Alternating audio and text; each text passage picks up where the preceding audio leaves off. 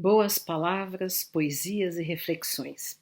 Aproveitamos este sábado, que é o sábado chamado de Aleluia, o sábado da Páscoa cristã, que também esse ano está coincidindo com a Páscoa, com o Pessah judaico, para lembrarmos da figura de Jesus e como estamos fazendo durante esse mês de abril um passeio pelo espiritismo kardecista, vamos falar um pouco da visão espírita sobre Jesus, né, que é uma visão sui generis, diferenciada, né, só lembrando aqui, só em comparação com outras filosofias e doutrinas e religiões, né, o cristianismo tradicional, católico, protestante, vê em Jesus uma encarnação divina, a encarnação de Deus, né, dentro da ideia de uma santíssima trindade, Deus, Pai, Filho e Espírito Santo. Os muçulmanos, que também aceitam Jesus, embora muita gente não saiba, veem Jesus como um profeta, né? Então consideram que Moisés foi um grande profeta, Jesus foi um grande profeta e Maomé foi o último dos profetas, que trouxe a revelação final do Alcorão. Mas dentro do próprio Alcorão há referências a Jesus e sobretudo a Maria, né? Que tem um capítulo do Alcorão inteiro dedicado a Maria. Agora, dentro do iluminismo francês, alemão, por exemplo, Rousseau, Voltaire, temos Pestalozzi também, que foi mestre de Kardec, tinha uma visão de Jesus como um ser humano superior, né, digamos assim, uma inspiração ética, né? E é nesse sentido que o Espiritismo vai, né? Quer dizer, o Espiritismo não aceita a ideia de que Jesus seja Deus reencarnado ou encarnado, né? No caso não é reencarnado, é encarnado.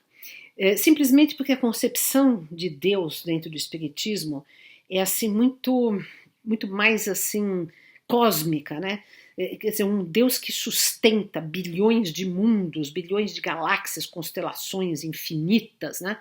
E diversos mundos habitados, né? Então não iria esse drama, digamos assim, adâmico da Bíblia, de o homem caído que precisa de um salvador, esse salvador é o próprio Deus que reencarna, se encarna na Terra. Esta narrativa que é do cristianismo tradicional, que na verdade surge em primeiro lugar com Paulo de Tarso, né, porque isso não está no Evangelho, nos 4 evangelhos, né, isso está em Paulo de Tarso em primeiro lugar, e depois foi desenvolvido, e em Paulo também Jesus não é Deus, né. Essa questão da divindade de Jesus foi sendo constituída no decorrer dos séculos, e havia vários cristãos dos primeiros 300 anos que não aceitavam essa divindade. Então o Espiritismo nós podemos dizer que segundo Kardec e segundo a maioria dos seus adeptos, porque alguns não aceitam isso também, é uma releitura do cristianismo de modo ariano, né? Unitarista, né? Que é a ideia de que Jesus não é Deus, né? Jesus é um enviado de Deus, é um filho de Deus, é um profeta, é um missionário, é um ser humano excepcional, né? Então, nesse sentido, o Espiritismo devota, sim, uma profunda veneração a Jesus, né? Devota uma profunda admiração, procura uma conexão com esse espírito superior, quase divino, né? E sim, em termos, digamos assim, de uma teologia em que nós encaremos que todos nós somos filhos de Deus e todos nós temos uma divindade interna, que o próprio Jesus disse isso, vós sois deuses, né? E sede perfeitos como vosso Pai Celestial é perfeito, e vós podeis fazer tudo o que eu faço e mais um pouco, se tiverdes fé como um grão de mostarda, pedireis a este monte que se transporte daqui para lá e ele se transportará. Então, entendendo nesse sentido, sim, Jesus pode ser considerado alguém que manifesta a divindade, porque já realizou a sua perfeição possível, né, neste plano que nós conhecemos, ou pelo menos dentro daquilo que nós conhecemos. Mas todos nós um dia seremos Cristos nesse sentido, que poderemos manifestar a nossa divindade interior. Isso é muito comparável à ideia de Buda, né, do iluminado, que todos nós temos uma natureza búdica e um dia seremos Budas também, né? Então, nesse sentido, sim, nós temos aí, o Espiritismo tem um diálogo com o budismo, no sentido de que somos potenciais, somos Cristos em potencial, como os budistas dizem que todos somos Budas em potencial, podemos atingir o nível búdico, né? E aí também o Espiritismo entende isso. Mas Jesus, enquanto manifestação desta realização da divindade, da possível divindade na Terra, é a nossa inspiração, é o nosso guia, a nossa, digamos, aquilo que nos move para irmos em busca desta perfeição espiritual, pelo menos nós que estamos dentro desta tradição ocidental, greco-judaico-cristã, que o Espiritismo se insere nesta tradição. E eu queria ler para vocês um trecho muito interessante do próprio Kardec, que está no livro A Gênese. A Gênese é a Gênese e os Milagres segundo o Espiritismo, onde Kardec vai dar uma explicação evolucionista da Gênese, né, da origem da vida, da origem do desenvolvimento dos seres humanos, etc. E, ao mesmo tempo, vai também explicar os milagres de Jesus como não sendo milagres, ou seja, milagre no sentido de derrogação da lei da natureza, o Espiritismo não aceita, né? Deus não precisa ficar derrogando as suas leis para mostrar o seu poder. Pelo contrário, o poder de Deus se manifesta na regularidade das suas leis, na inteligência das suas leis, na onipresença das suas leis divinas, justas, amorosas, misericordiosas, que envolvem todo o universo. Então, justamente o espírito superior, o espírito elevado, perfeito, é aquele que cumpre as leis de Deus e não que as derroga para atender a determinadas demandas humanas, né? Então, aquilo que que tradicionalmente o cristianismo católico, protestante, considera como milagres de Jesus, o Espiritismo encara como fatos normais, né? Porque são fatos que médiuns também podem realizar, embora, claro que nenhum deles chegue àquilo que Jesus realizou. Por exemplo, a cura, a dupla vista, a vidência, a previsão do futuro, todos esses são fenômenos justamente estudados pelo Espiritismo e que fazem parte de todos os seres humanos.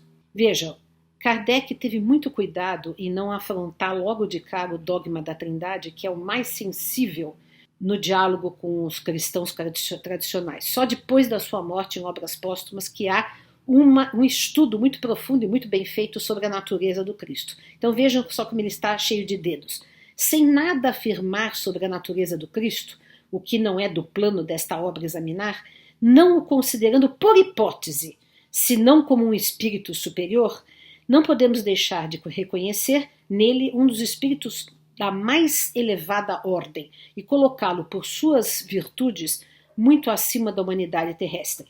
Pela grandeza de suas obras, sua encarnação desse mundo não poderia ser senão uma dessas missões que só são confiadas aos mensageiros diretos da divindade para a realização dos seus desígnios. Supondo-se que ele não fosse o próprio Deus, mas o enviado de Deus para transmitir a sua palavra, seria mais do que um profeta, pois seria um Messias divino.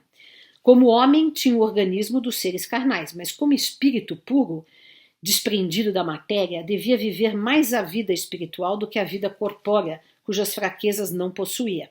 A superioridade de Jesus sobre os homens não estava nas qualidades particulares do seu corpo, mas nas de seu espírito, que dominava a matéria de maneira absoluta, e nas do seu perispírito, extraído da quintessência dos fluidos terrestres. Sua alma devia estar ligada ao corpo apenas pelos laços estritamente indispensáveis. Constantemente desprendida, ela devia dotá-lo de uma dupla vista, de uma vidência, né? Não somente permanente, mas de excepcional penetração e muito superior à que vemos nos homens comuns. O mesmo devia acontecer com todos os fenômenos que dependem dos fluidos espirituais ou psíquicos. A qualidade desses fluidos dotava-o de imenso poder magnético, secundado pelo desejo incessante de fazer o bem. Agia ele como médium nas curas que realizou? Poder-se-á considerá-lo como poderoso médium curador? Não, porque o médium é um intermediário, um instrumento de que se servem os espíritos desencarnados. Ora, o Cristo não necessitava de assistência, ele é que prestava assistência aos outros. Agia, portanto, por si próprio, graças ao seu poder pessoal, como fazem os encarnados em certos casos e na medida de suas forças. Aliás, que espírito teria ousado insuflar nos seus próprios pensamentos e encarregá-lo de transmiti-los? Se algum influxo estranho recebia ele, só poderia ser de Deus. Segundo a definição dada por um espírito, ele era médium de Deus.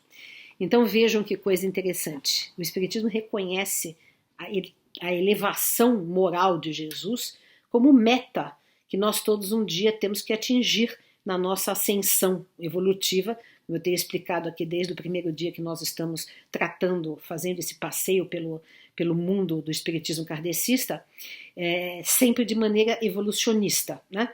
Entendendo que Jesus, então, é a manifestação desta compaixão, desta bondade, dessa generosidade que se estende sobre todos os seres humanos, que não fazia distinção de sexo, de classe social, de etnia, de nada. Ele abarcava e abraçava todas as criaturas, né, com uma compaixão, com um amor e com uma generosidade sem limites, né? Então, nesse sentido, é que nós entendemos que Jesus, sim, manifesta o amor de Deus por nós, porque ele já realiza a divindade, e por isso ele dizia, eu e o Pai somos um, né? Porque ele já é a realização desta divindade interior que resulta numa comunhão profunda e direta com Deus, né?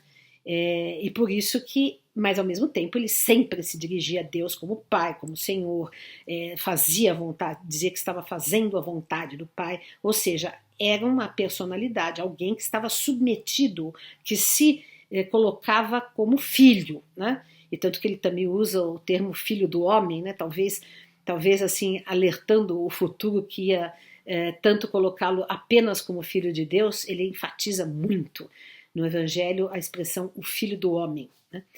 Então essa é a visão que nós temos do Espiritismo. E a Páscoa? O que é a Páscoa para o Espiritismo? Os espíritas em geral não celebram muito a Páscoa, mas eu particularmente gosto muito da Páscoa porque relembramos a morte e o dia em que Jesus apareceu para os seus discípulos. Mas o que foi esse aparecimento, essa aparição de Jesus? Segundo a doutrina católica protestante, Jesus ressuscitou corporalmente, embora alguns expliquem que esse corpo da ressurreição não é o mesmo corpo físico, é um corpo glorioso, é um corpo transformado. Mas, segundo a visão espírita, essa aparição é igual a qualquer aparição que um espírito desencarnado faz. A gente morre, a gente pode aparecer para qualquer pessoa. É claro que Jesus aparecendo para os seus discípulos em toda a sua plenitude, em toda seu amor, sua beleza, e dizendo aquelas palavras lindíssimas, estarei convosco até o final dos séculos, é algo que nos impacta até hoje, né? Porque demonstrou a continuidade da vida após a morte, a imortalidade da alma. Então o Espiritismo entende que a Páscoa é essa demonstração da continuidade da vida após a morte, que hoje continua sendo demonstrada através da mediunidade, através do contato com o mundo espiritual e através da própria visita de Jesus.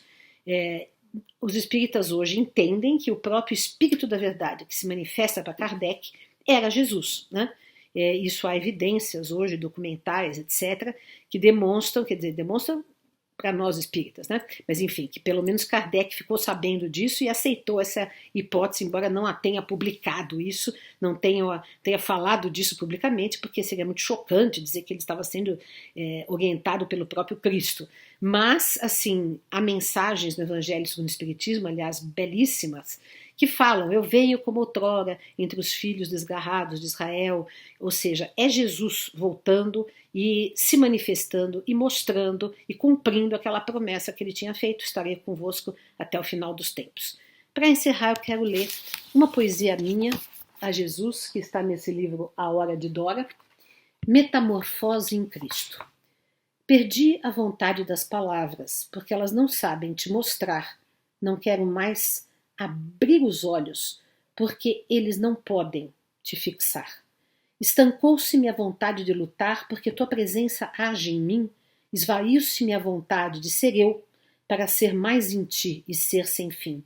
Ganhei-te mais próximo da alma, cavoquei-te numa fonte de calma, que flui em silêncio ao luar, que arde invisível ao sol e que é mais funda e abundante que o mar.